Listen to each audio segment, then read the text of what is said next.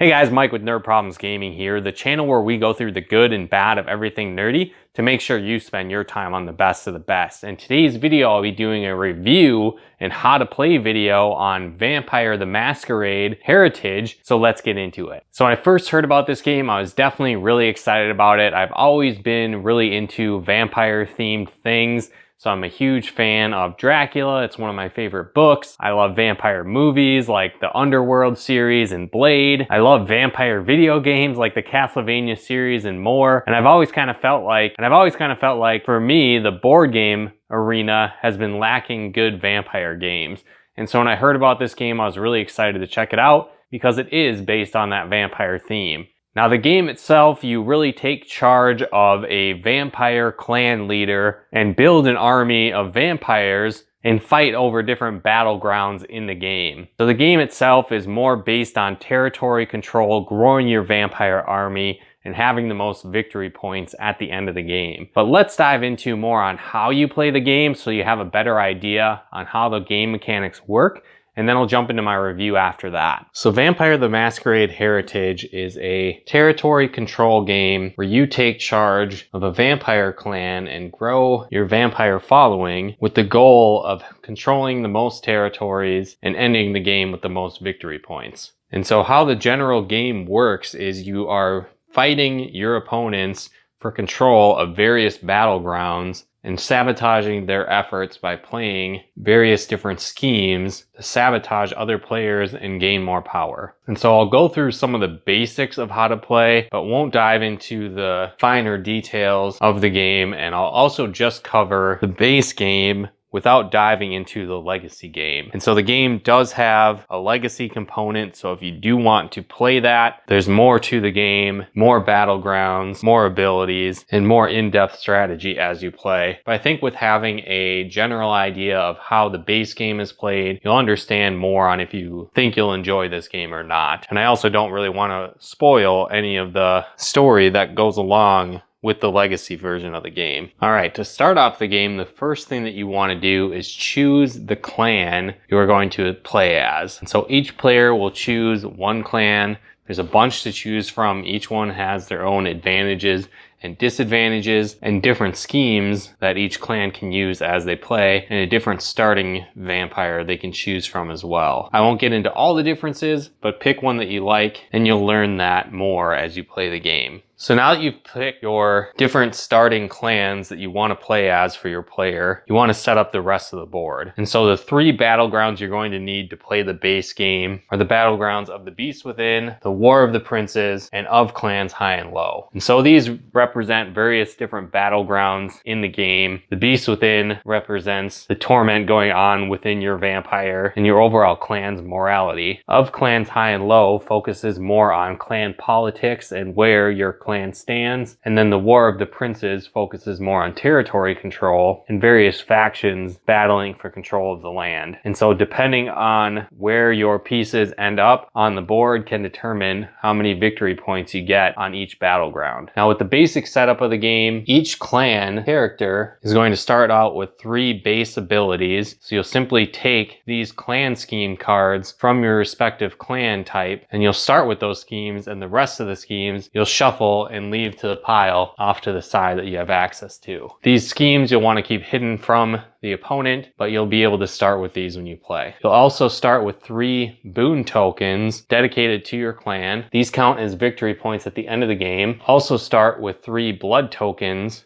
on your clan leader, and these also count as victory points at the end of the game. Each clan has a designated token of blue or yellow. This represents the Beast Within, and you'll set your token to whatever the symbol is on your starting clan color. So in this case, it would be blue, matching the blue symbol on the card. On the Of Clans High and Low battleground, simply place this token in the middle. That will move around as you play the game. You'll also put these pieces in the designated location on the board, brown being here, white being here, blue here, and then black at the top. Those will move around the game as you play. You'll also want to put several different blood tokens and infamy tokens on the side, as well as tokens to represent exhaustion and torpor. These are kind of like if you're using your abilities or if your vampire is temporarily killed. From here, the next step is that you will deal out vampire cards on each one of these spots. These represent vampires you can recruit throughout the game.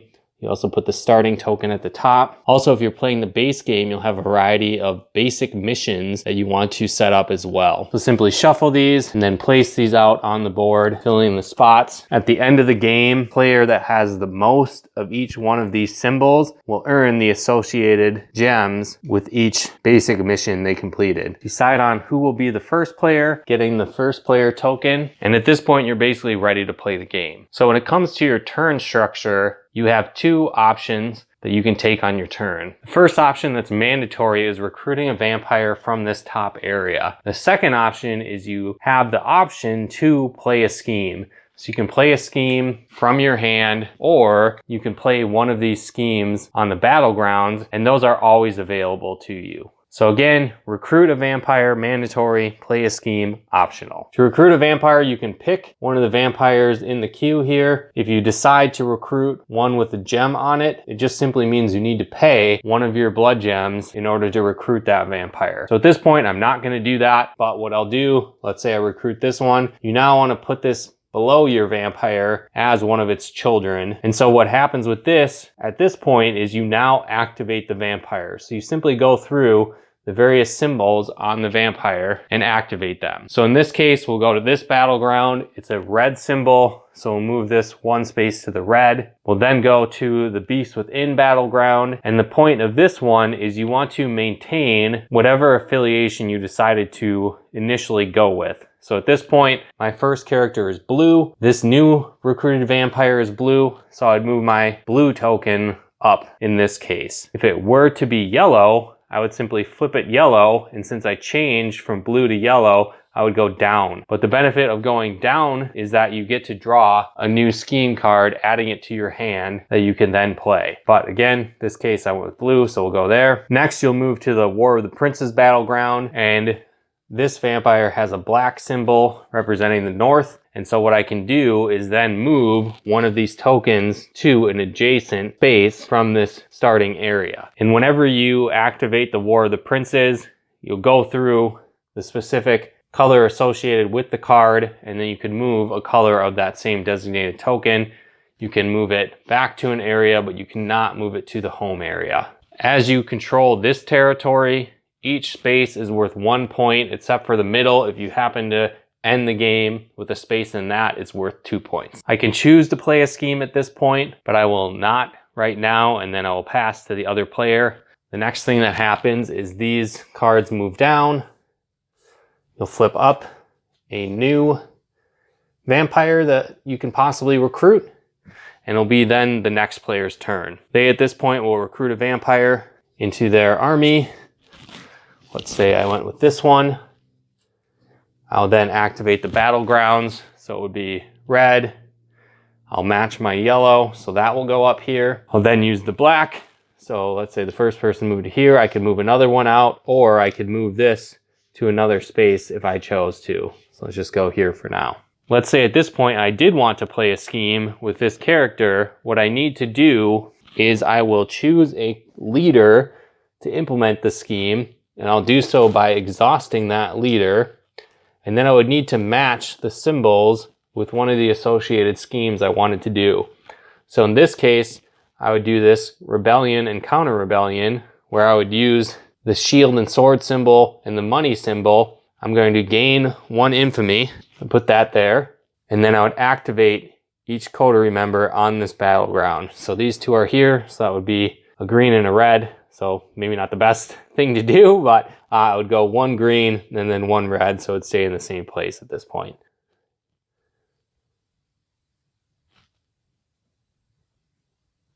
This vampire would remain exhausted until some other scheme that was played might happen to unexhaust that vampire. Otherwise, that cannot be used as the leader for schemes for the rest of the game. One thing to note is if I didn't have this money symbol, but another player did, I could use this boon token, place it on that player, and then use their ability to complete the scheme I'm trying to complete. The downside to this is each boon token is worth 1 victory point at the end of the game. So use them with caution if you choose to do that.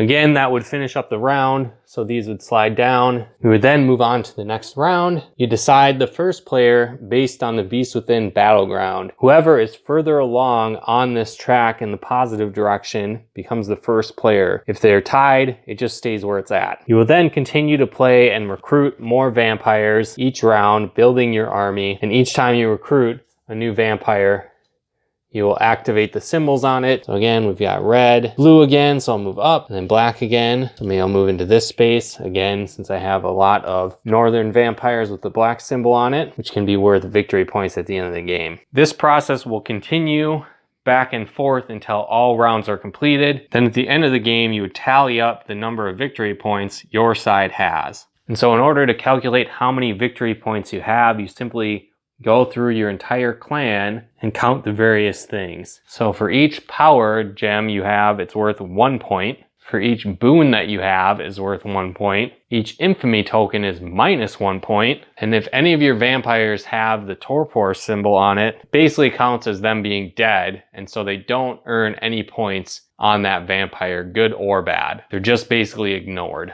I would then go through the various battlegrounds to determine points as well. So let's say, for example, on Of Clans High and Low, the token ended up on this 1 on the red. That means each vampire that is red that I have in my clan is worth 1 point. So I'd simply add up the vampires that have 1 point, and that's how many points I would earn. So in this case, I have 2 adding to my total. The other player has 1 in this case as well. Obviously, you'd have a full set of vampires if you played to the last round, but for demonstration purposes, this is how it works out. We then go to the Beast Within battleground, and based on where your token is at, is how many victory points you earn. So you could earn up to 6, or you could lose up to 8 points, depending on where your token lands. You'll then go to the War of the Princes battleground, and for whatever clan has the most spaces occupied, they have won that battleground, and now each symbol of that corresponding color is worth 2 points. So in this case, the northern vampires with the black color has won, so each vampire with the northern black symbol is worth 2 points. So in this case, I've got 2 northern vampires, so that'd be 4 points. There's also vampires that have this multicolor symbol. They don't necessarily belong to a specific clan, but they're each worth 1 victory point at the end of the game. So count those in your total as well. At this point, you'll then calculate the basic mission cards at the top. So you'll go through your group of vampires and see which one has the highest symbol in each one of these categories. So the player with the most money symbols would earn 3 gems. The player with the most green symbols would earn 3. With the most feather symbols, 3. Sneaky symbols or the red symbols would all earn those corresponding points. At this point, you just simply calculate who has the higher score and higher victory points, and that player has won the game. Now, like I said, there's more in-depth rules that go into the game, so certainly consult the rule book. And if you're playing the legacy version of the game, there's more battlegrounds, and vampires can learn new abilities and more. But like I said, I don't want to ruin that aspect of the game by going through those parts of the rules. This is a general idea of how you play the game, so you have a better understanding of how the game works. And now that you understand that, let's jump into my review. All right, well, now that you guys know a little bit more on how the game works, how do I feel about it? Well, like I said, I was super excited about this game because it really had a vampire theme, and that's what attracted me most to the game. But one thing I'll say, that actually playing the game, I didn't really necessarily feel that the vampire theme stood out as much as I was hoping it would. Now, when you play the base game, certainly you build your clan leader, you recruit different vampires by adding them to your bloodline. And then some aspects like the Beast Within battleground do have a more vampire themed aspect to it. Myself personally, I just didn't necessarily feel like the game felt like a vampire game. I almost kind of felt like you could throw any type of theme on top of it and it would still play pretty much the same. And it kind of felt more like a territory control, politics based game than necessarily a vampire game. Now again, when you expand into the legacy part of the game, I think more of the vampire themes come out in the game. But again, it just necessarily wasn't what I was expecting for the vampire theme. Now, with that being said, it is not a bad game. I think it's a fun game. It's fun to play. I think it's fun to fight over the different territories in a struggle to get the most victory points and gather the most power